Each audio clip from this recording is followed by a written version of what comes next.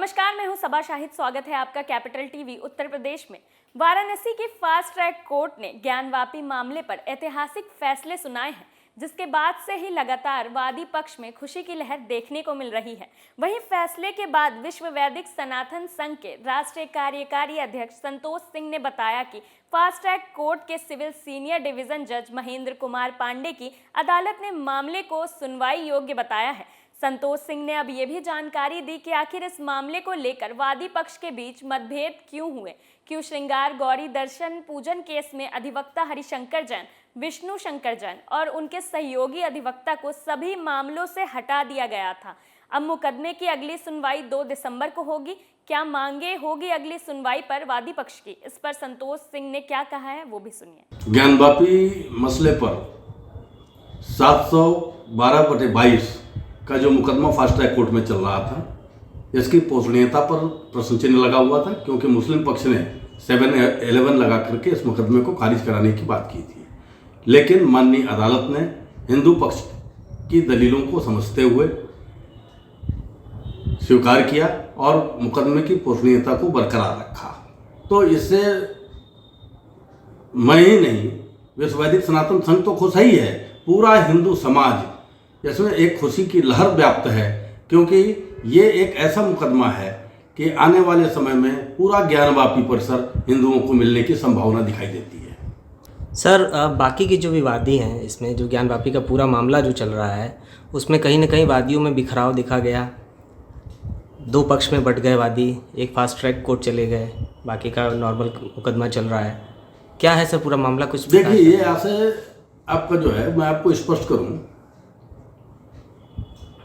विश्व वैदिक सनातन संघ की तरफ से वाराणसी में ज्ञानवापी संबंधित जितने भी मुकदमे दाखिल किए गए थे, इनमें कुछ अधिवक्तागण जिनको विश्व वैदिक सनातन संघ ने निकाल दिया था, स्पष्ट तौर पे वाराणसी में ही नहीं, हिंदुस्तान में जहाँ जहाँ हमारे मुकदमे चल रहे हैं हिंदुत्व को लेकर के, इन सभी मुकदमों से हरिशंकर जैन और विष्णु जैन और उनके सहयोगी अधिवक्ता, स्पष्ट मैं नाम के साथ आपको बता रहा हूँ कि पूरे हिंदुस्तान में चल रहे सभी केसों से उनको बाहर कर दिया गया था।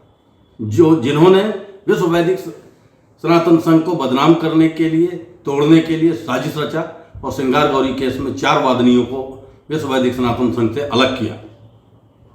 अलग करने के बाद वो मुकदमा लड़ रहे थे, क्योंकि वो मुकदमा टाइटल सूट राखी सिंह के नाम था, श्रृंगार गौरी का, और राखी सिंह विश्व वैदिक सनातन संघ की फाउंडर मेंबर है।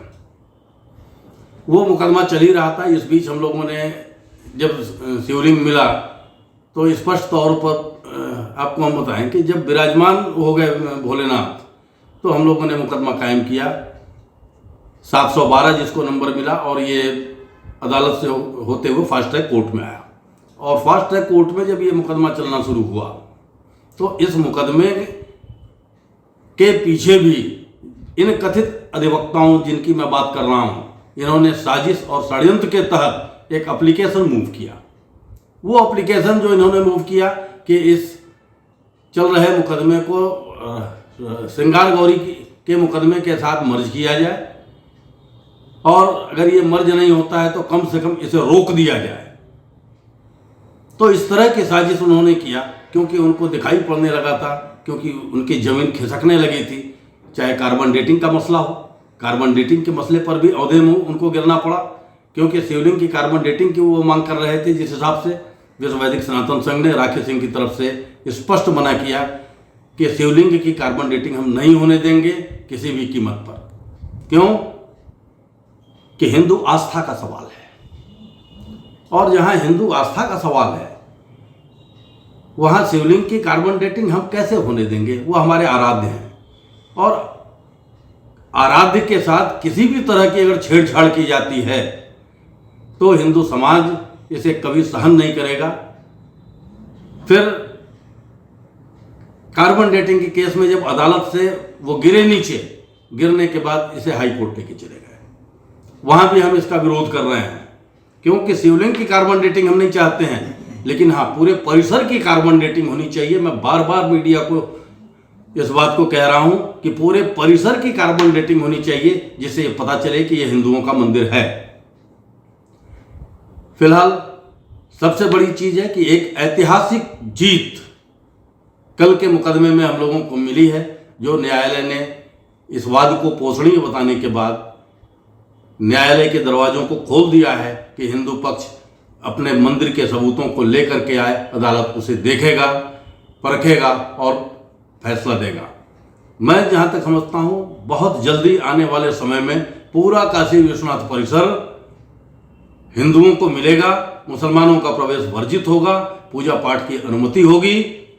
जो इस्लामिक स्ट्रक्चर बनाए गए हैं उस मंदिर को तथाकथित मस्जिद में बदलने के लिए उन ढांचों को तोड़ने का भी काम होगा और पूरे हिंदू जनमानस को, पूरे समाज को, हिंदू सनातनी समाज को भोलेनाथ का दर्शन करने का अवसर मिलेगा। सर, आगामी तारीख पर क्या लगता है किस प्रकार से जो है फैसला होगा? देखिए, आगामी तारीख 2 दिसंबर की मिली हुई है। 2 दिसंबर को विश्व वैदिक सनातन संघ की तरफ से न्यायालय से डिमांड की जाएगी कि सबसे पहले हमें पूजा का अधिकार दिया जाए। वजह क्या है? भोलेनाथ विराजमान हो चुके हैं, इनके पूजा पाठ की आवश्यकता है और बहुत दिनों तक किसी भी विराजमान भोलेनाथ को इस तरह भूखा प्यासा नहीं रखा जा सकता है और पूरा हिंदू जनमानस उसके दर्शन के लिए लालायित है, उसके पूजा के लिए लालायित है, राग भोग के लिए लालायित है, उस पर दुग्धाभिषेक करना चाहता है, जलाभिषेक करना चाहता है। तो हम निसंदेह कोर्ट से सबसे पहले हमारी यही मांग होगी 2 दिसंबर को कि माननीय न्यायालय हिंदुओं को वहाँ पूजा का अधिकार तुरंत दे, अविलंब दे। हालांकि अब इस मामले में फास्ट ट्रैक कोर्ट ने अगली सुनवाई के लिए 2 दिसंबर की तारीख तय की है, जिसके तहत वादी पक्ष कोर्ट के सामने अपनी मांग रखेगा। संतोष सिंह के मुताबिक 2 दिसंबर को कोर्ट में ये मांग की जाएगी कि सबसे पहले आदि विश्वेश्वर की पूजा का अधिकार वादी पक्ष को मिले। अब देखना ये होगा कि कोर्ट पूरे मामले में क्या कुछ फैसला 2 दिसंबर को सुनाएगा। क्या अगली सुनवाई में एक बार फिर वादी पक्ष को सफलता मिलेगी या इस बार झटका हिंदुओं को लगेगा? फिलहाल के लिए इतना ही। बाकी खबरों के लिए देखते रहिए कैपिटल टीवी उत्तर प्रदेश। नमस्कार।